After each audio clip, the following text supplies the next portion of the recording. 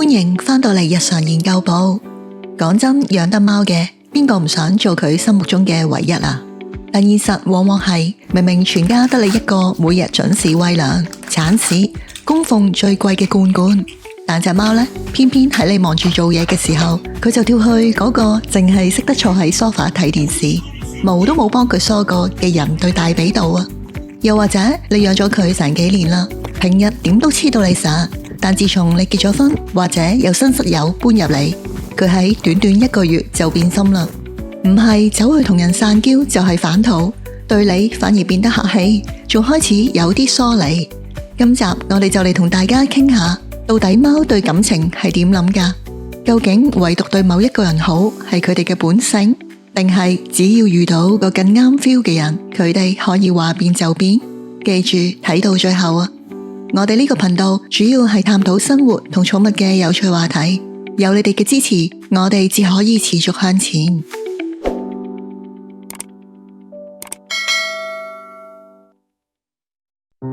貓的非物質社交邏輯。現實中有唔少主人喺養貓前就已經誤會咗，以為邊個負責餵食，貓就會最中意邊個咯。但如果貓嘅感情真係咁易收買到，咁同部自動餵食機應該冇得鬥啦。喺貓嘅社交邏輯入面，用嚟服侍佢同埋同佢交心嘅人，其實係分開計嘅。對佢哋嚟講，你負責晒起居飲食係應份嘅，但係要贏到佢哋個心，關鍵就睇下喺你哋交流嘅時候，要俾到佢一種真正覺得放鬆、完全零壓力嘅感覺。有時喺屋企某個人之所以特別受到貓歡迎，好多時就係因為佢哋乜都冇做咯。聽落幾荒謬啊！但喺貓嘅眼中，一個唔會成日煩住佢，唔會亂咁抱佢，平時又唔多出聲嘅人，先至係最啱 channel 嘅社交對象啊！貓其實係一種高敏嘅動物。如果你平時份工壓力好大，返到屋企又大動作，講嘢又大聲，連閂到廁所門都嘈過人，就算你餐餐餵拖羅，佢個心入面始終會同你保持社交距離。相反，屋企嗰個性格最接，靜到唔覺得佢存在嘅人，反而先令到隻貓最放鬆啊！要知道，貓揀人有時唔係睇邊個對佢最好啊，而係睇同邊個一齊先至最唔攰。甚至有時佢哋會揀咗個根本唔太中意貓嘅人啊，因為對貓嚟講，你越唔煩佢，先至係絕對嘅尊重啊！我養嗰隻貓仔，所有餵食、鏟屎、睇醫生都係我，但佢就認定咗自己係我個仔隻貓。我個仔一打機，佢就趴喺佢大髀度瞓，到我個仔將佢倒吊喺天花板度行，甚至突然舉起佢當啞鈴咁練，我隻貓竟然都由得佢。佢仲會主動擔住個玩具撩人玩，但只限同我個仔咯。點知喺多年之後，我個仔有咗第一個女朋友，隻貓竟然即刻同佢分手，翻嚟搵翻我呢個阿媽，重新決定做翻我隻貓啊！同我夾份租屋嗰個朋友，佢隻老貓唔知點解，成日好中意黐住我㗎，晚晚要上我張床度瞓，完全當佢主人係透明啊！搬入嚟之前，我根本唔太中意貓嘅，估唔到係佢改變咗我。我諗係因為我夠靜咯，而佢主人太嘈啦，成日都好敏感咁。到而家我自己都養咗隻貓啦，好彩佢都揀咗我，淨係黐我一個。如果佢中意咗其他人，我諗我會好難過啊！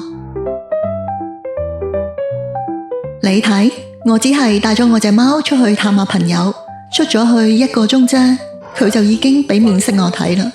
我都唔知自己做錯咗啲乜。你睇佢個眼神，想點啊？連我啲朋友都睇得出佢當時咩態度，搞到我好似逼佢去 social， 好受氣咁。為什麼貓不濫情？貓同狗最大嘅分別就係貓嘅祖先係獨行俠，成日都要顧住自己個地盤，一個可以安樂出去揾食、瞓覺，唔使理人嘅地方。所以貓嘅社交圈一向都好細，唔會似狗咁識社交，見人就衝埋去擺尾啊！首先要理解貓嘅愛其實係限量供應嘅，佢哋通常只會喺屋企揀定一個人嚟重點關注，名額只得一個。一旦揀咗你，佢就會透過親密嘅互動同氣味交換嚟同你正式確認關係。呢個就係點解有啲貓對外人好冷漠，甚至對其他屋企人都只係保持禮貌，但唯獨對住你，佢先肯反晒肚仔，甚至踩奶發出煲水聲。當然都有啲貓感情比較豐富，愛多幾個人都冇咩問題啊。貓嘅忠誠通常係體現喺佢點樣排外法，因為佢對你嘅情感態度好清楚，清楚到你完全唔會誤會。當你見到佢對其他人嗰種無視，甚至直情當人透明嘅時候，其實佢係想話你知，我個心入面只有你啊，已經冇位去理其他人。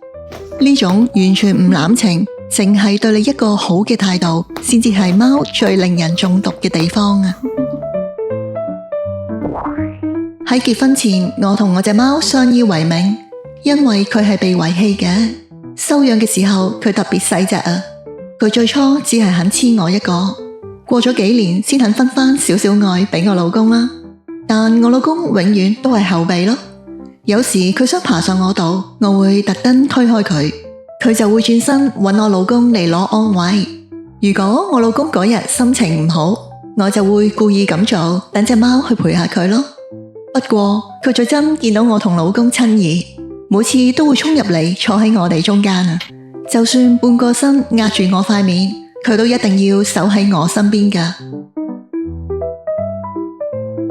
我隻貓係喺附近車房執返嚟嘅孤兒，養咗成3年啦，全屋幾乎得我一個可以摸佢，我可以對佢隨心所欲，剪指甲啦、餵藥，佢都好乖，完全唔會反抗。喺佢眼入面，我做乜都好似係啱咁。相反，我老公只係趁佢瞓覺，偷偷摸過佢2次。平時我老公只要行近佢少少，佢都會即刻閃開啦。至於其他親戚，就更加連佢個影都未見過。只要聽到門口有啲車聲，佢就已經匿埋咗啦。自從我老婆過咗身之後，我隻貓就成為我唯一嘅屋企人啦。冇咗佢，我真係唔知點算。佢同其他貓完全唔同噶，成日會過嚟睇下我有冇咩事。自從我講佢嗰條片擺咗上網之後，街上都會有啲細路認得佢嘅。我隻貓從來都唔會亂嚟，亦都冇試過走失啦，所以我完全唔驚會搵唔到佢啊。移情別戀的真相，呢個可能係會令到主人最難過、最放唔低嘅情況。點解當你結咗婚或者同人同居之後，你隻貓反而變咗係你伴侶嘅第三者啊？又或者當你有新室友搬入嚟，佢同你隻貓嘅關係好到令你自己變咗個街外人啊？貓天生好奇，仲好重視細節。屋企一有新成員加入，就會帶嚟全新氣味同行為模式。如果呢個人咁啱符合貓嘅理想條件，即係令佢覺得好舒服，好識尊重佢嘅節奏，貓就會開始好好奇，有機會由原本只係黐住你，變成好想探索、八卦下，同黐多啲你呢個伴侶或者室友咯。如果你喺屋企係長期負責開幫隻貓剪指甲、餵藥同沖涼，雖然話晒你係個好稱職嘅父母，但喺貓嘅眼中，你可能只係屬於行政管理層，專門用強硬手段管住佢啊。相反，新搬入嚟嘅人乜都冇做過，平時只係喺個廳度睇下書，對貓嚟講，佢就好似一張乾淨嘅白紙，一個冇不良記錄嘅好人類啊。我隻貓喺我屋企6個人入面，9年嚟都係揀我做佢嘅最愛。之後我自己帶埋佢搬咗出嚟，全屋就只有我同佢2個一齊住。點知當我開始拍拖，我男朋友就變成咗佢歷史上最中意嘅人。而家我男朋友一喺度，我基本上可以當自己唔存在。但只要得返我哋2個，佢又會好似以前咁黐到我散。不過只要我男朋友一行入房，我就會即刻變成路人甲啦。俾一隻貓咁樣冷落法，感覺真係好差。但係邊有得計啊？貓就係貓啊嘛。我同男朋友剛啱認識嘅時候，佢養咗嗰兩隻貓啊。第一次見面，隻貓女竟然直接爬過我男朋友，衝過嚟坐喺我大髀度，完全冇俾面過佢嘅主人。後嚟我哋一齊領養多兩隻貓，結果4隻貓都係中意我多過中意佢。其實我由細到大養親嘅貓都係咁噶，永遠喺成家人入面，隻貓通常都係最冧我嘅。我諗我可能就係嗰種會好自然令到大多數貓都會心動嘅人啊。睇到啦，原本我隻貓好悠閒咁攤喺梳化度，直到聽到出面有泊車聲，佢就即刻瞪大對眼，極速咁彈起身，好專注咁聽住啊。佢知道佢心目中嘅男神返嚟啦。隨住車聲越嚟越近，佢就直接衝去門口，準備迎接我男朋友咯。講真，係我收養佢先嘅，但佢最後就揀咗我男朋友啊。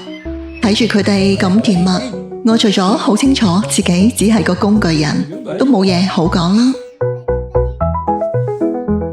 如何成為被選中的那個人？貓同狗唔同，佢哋係唔會為咗同你溝通而改變佢自己嘅。意思係你一定要用貓嘅方式去同佢相處。如果你發現自己唔係佢嘅最愛，甚至連你望佢一眼，想眨個眼示好，佢都即刻避開。又或者你好想挽回嗰段移情別戀嘅關係，其實你都唔使刻意做啲咩去討好佢嘅，而只係需要改變你嘅社交手段。當你行近你隻貓，先伸隻手等佢聞下。如果佢完全冇主動走過嚟挨埋你度，3秒鐘之後你都要識做啊，即刻走開。要俾隻貓感覺到係由佢話事，擁有拒絕你嘅絕對權啊。等佢知道原來你係咁識尊重佢㗎。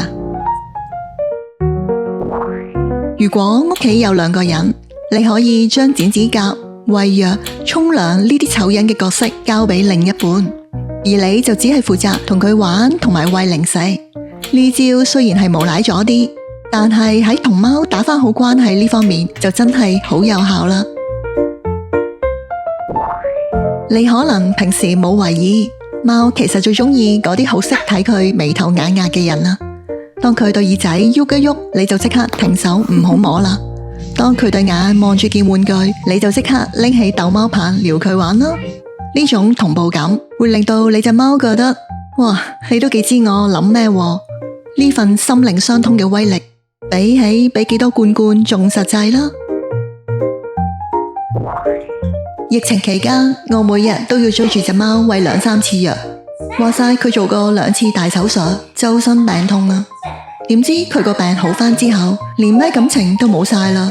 佢見親我就匿埋，我想抱佢，佢就即刻走開。直到停咗藥成年，佢先慢慢覺得安全返，肯行過嚟要我摸下佢。呢段時間亦都令到我明白，如果要我專登彎腰烏低身先可以埋到佢身嘅話，其實佢根本都唔係好想咯。我屋企隻貓係我一手一腳用奶樽餵大嘅，因為佢年紀最細，我成日都會想攬下佢錫下佢，點知原來佢好唔中意嘅，完全唔似其他貓咁容易話位。雖然佢間中會用個身挨下我，但始終都係比較冷淡。後嚟我決定不如俾多啲空間佢啦，好間中先同佢玩下玩具就算啦。摸佢之前亦都會伸手指問準佢先。依家我哋嘅關係終於叫做有返啲改善啦。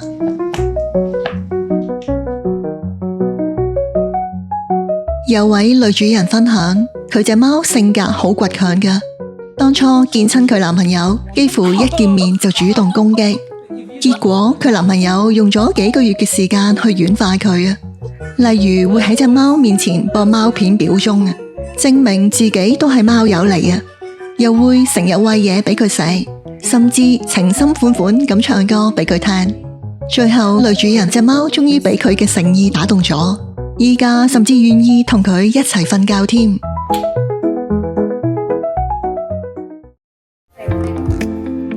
總括嚟講，貓係一種個性好鮮明嘅動物，佢哋嘅愛之所以咁珍貴，就係因為完全係靠自由意志嚟選擇。佢對你冇任何虧欠㗎，亦都絕對唔會為咗生存而討好你。如果你隻貓唯獨對你一個好，請你好好珍惜呢份特權。又或者即使佢依家好似對其他人親近啲，你都唔使太過氣餒。其實只係代表佢目前想探索下新嘢，或者有唔同嘅心理需要。話晒貓一生有唔同嘅階段，只要你學識尊重佢嘅底線，嗰份被選中嘅幸運，總有一日會返你身邊。歡迎分享交流你嘅諗法同經歷，記得訂閱我哋嘅頻道，按讚同分享。多謝你睇到最後。